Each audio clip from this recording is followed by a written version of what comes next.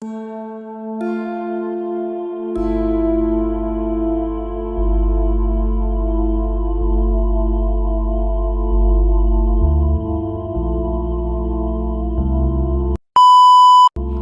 guys, balik lagi dalam channel gua. Guys, hari ini gua akan menceritakan kasus penemuan tubuh seorang wanita muda bersimbah darah di dalam semak-semak dalam kondisi yang sangat mengerikan yang berlokasi di Kecamatan Tasikmalaya, Jawa Barat. Bagaimana kronologi pada kisah ini? Yuk kita simak videonya.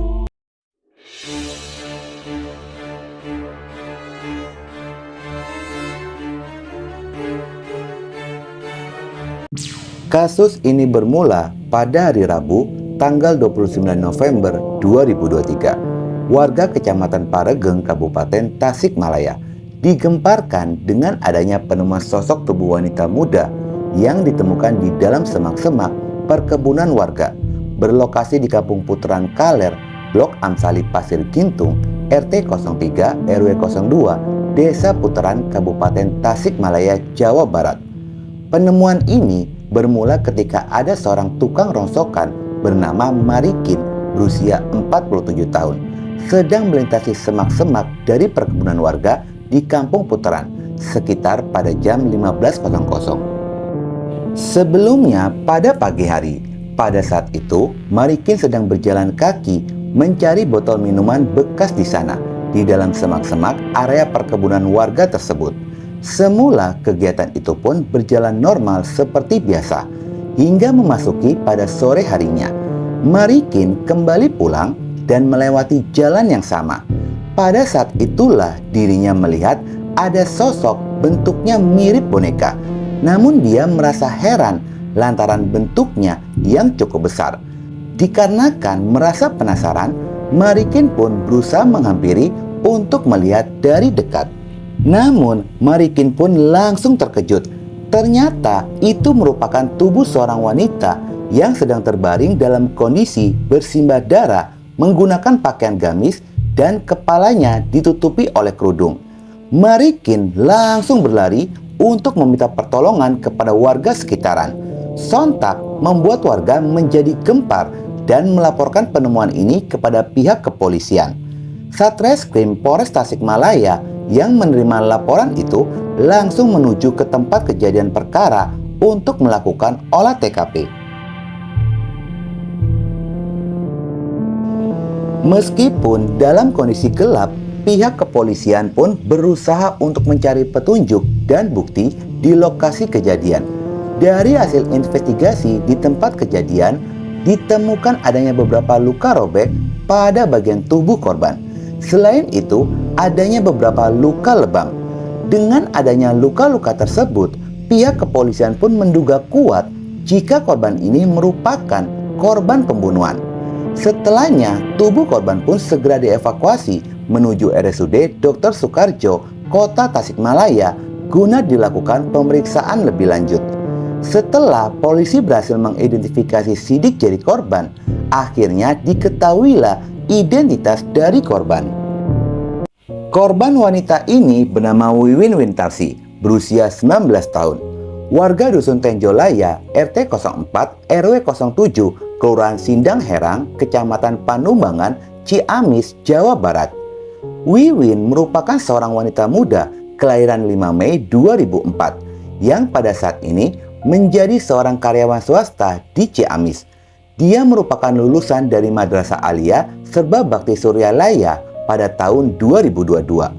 Sementara dari hasil pemeriksaan rumah sakit menyatakan jika korban Wiwin ini meninggal dunia setelah menerima serangan senjata tajam pada bagian tubuhnya dengan luka robek di pundak kedalaman 1 cm, luka pada bagian samping leher sepanjang 0,5 cm, luka di bawah telinga sepanjang 3 cm kedalaman 6 cm, dan luka pada bagian lehernya sepanjang 2 cm dengan kedalaman 4 cm.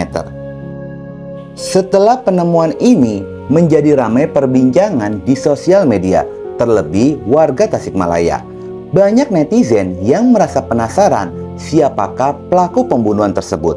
Sementara ayah Wiwin yang sedang berada di Aceh ketika mendapatkan kabar jika anak kesayangannya telah meninggal dunia, langsung bergegas terbang menuju Tasikmalaya untuk melihat kondisi anak yang berada di rumah sakit. Pada sisi lainnya, polisi terus melakukan penyelidikan lebih dalam lagi untuk mengungkap kasus kejahatan ini. Berdasarkan dari keterangan saksi-saksi yang dihimpun oleh polisi, baik warga sekitaran di tempat kejadian ataupun teman dekat dari korban Wiwin, akhirnya polisi mulai menemukan adanya titik terang dan mengkerucut pada satu nama terduga pelaku. Dari sanalah polisi mendalami sosok terduga pelaku ini, dan setelah menemukan adanya bukti atas keterlibatannya, polisi bergerak mencari keberadaan dan tidak butuh waktu yang lama, kurang dari 12 jam, tepatnya pada jam 1 dini hari. Satreskrim Polres Tasikmalaya berhasil mengamankan seorang pria terduga pelaku. Ternyata pria ini memiliki hubungan spesial dengan korban, yaitu kekasih dari korban Wiwin. Pelaku ini bernama Herdis Permana, berusia 20 tahun, warga Desa Payung Agung, Kecamatan Panumangan, Ciamis, Jawa Barat. Setelah berhasil diamankan, pelaku pun segera dibawa menuju Polres Tasikmalaya guna dilakukan interogasi. Pelaku diketahui tercatat sebagai seorang mahasiswa aktif yang berkuliah di Universitas Agama Islam Latifah Mubarokiyah Suryalaya, Tasikmalaya, mengambil jurusan ilmu tasawuf Fakultas Dakwah, dan di dalam lingkungan rumahnya pun pelaku disegani oleh masyarakat sekitar dikarenakan sang ayah merupakan seorang ustadz ternama di dalam lingkungan. Hubungan asmara antara Wiwin dan Herdis telah berjalan selama 4 tahun. Kepada polisi, pelaku mengaku selama mereka berpacaran sudah berkali-kali melakukan perzinahan. Herdis juga mengatakan jika dirinya tega membunuh kekasihnya sendiri lantaran merasa panik setelah mengetahui korban kekasihnya terlambat datang bulan selama 2 bulan. Selain mendapatkan pengakuan dari pelaku, pihak kepolisian pun telah menyita sejumlah barang bukti berupa balok kayu, pakaian korban, 2 unit ponsel, 1 buah pisau, tas milik korban, dan sepeda motor berjenis Honda Beat berwarna hitam dengan nomor polisi Z5925RB. Dari awal dan hingga proses tindakan kejahatan tersebut, pelaku melakukan sendirian tanpa dibantu oleh siapapun. Pelaku Herdis Permana mengatakan jika pembunuhan ini bermula saat pertengahan November. Dirinya baru mengetahui jika kekasihnya telat datang bulan. Setelah mengetahui hal tersebut, dia pun langsung berpikir jika korban kekasihnya sedang hamil, yang membuat dirinya pun menjadi cemas, gelisah, dan khawatir, takut mencoreng nama baik keluarganya, terlebih sang ayah merupakan pemuka agama.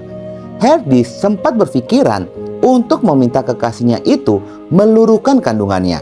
Namun hal tersebut tidak jadi dilakukan. Justru terlintas di dalam benaknya lebih baik untuk menghabisi nyawa kekasihnya itu. Mungkin ada yang mau disampaikan sesuatu terkait dengan peristiwa ini kepada keluarga korban? Untuk keluarga korban, mungkin ini kehilapan saya sebagai manusia dan juga kesalahan saya sebagai seorang lelaki yang tidak bertanggung jawab kepada seorang perempuan. Yang seharusnya jika saya berani melakukan, saya harus siap bertanggung jawab. Tapi ini saya malah sebaliknya. Saya berani melakukan, tapi saya malah merenggut nyawa anak dari keluarga korban. Cukup ya? Pelaku mengaku mulai merencanakan aksi kejahatannya itu pada hari Rabu tanggal 29 November 2023. Herdis menghubungi Wiwin meminta dijemput di kampusnya pada siang hari. Sambil menunggu kekasihnya datang, pelaku pun menyiapkan balok kayu dengan diameter sekitar 15 cm dan dibentuk mirip dengan pentungan. Dia pun telah menyiapkan sebuah pisau di dalam tasnya yang dibawa dari rumah. Setibanya Wiwin di kampus, mereka pun sempat berkeliling mengendarai motor. Setelah menghabiskan waktu bersama berkeliling di atas motor, tiba-tiba pelaku Herdis menghentikan laju motornya di tempat sepi yang berlokasi di wilayah Kampung Putaran Kaler, lokasinya semak-semak perkebunan warga. Ketika itu, Herdis pun berbicara serius kepada kekasihnya Wiwin mengenai masalah kehamilannya tersebut. Namun dari percakapan mereka berdua, ternyata tidak menemukan adanya solusi untuk menyelesaikan masalah, dan justru semakin membuat obrolan mereka semakin memanas hingga terjadi perdebatan di antara keduanya. Herdis seorang pria yang hanya bisa membuat anak namun tidak mau bertanggung jawab dan sudah memiliki niat jahat kepada korban kekasihnya itu. Perdebatan itu pun memicu amarahnya. Seketika langsung melayangkan pukulan dengan tangan kosongnya kepada Wiwin sebanyak 2 kali, lalu menarik tangan korban hingga membuatnya terjatuh ke tanah.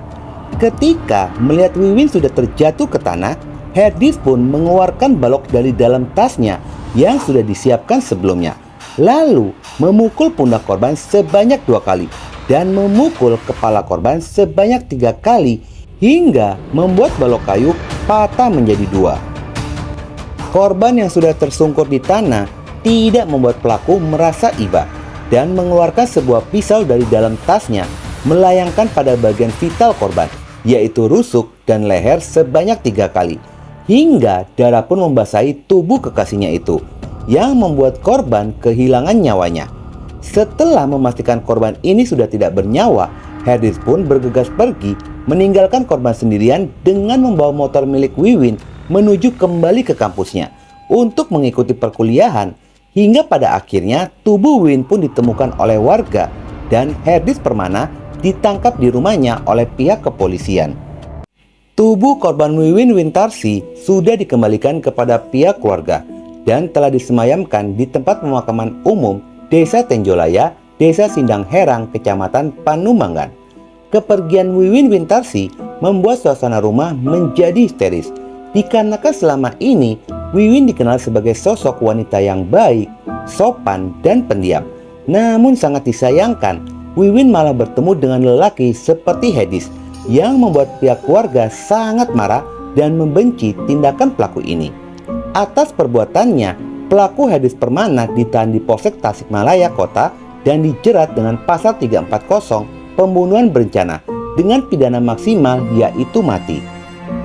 Guys, kisah dan kasus ini ada pelajaran untuk kehidupan kita, terlebih wanita, agar selalu berhati-hati dalam melabuhkan hati dan jangan sampai masuk ke dalam perangkap setan, yaitu melakukan perzinahan hingga membuat hamil di luar pernikahan. Sebaiknya jauhilah zina. Oke guys, sekian dulu video gua hari ini dan jangan lupa ikuti terus video gua. Oke?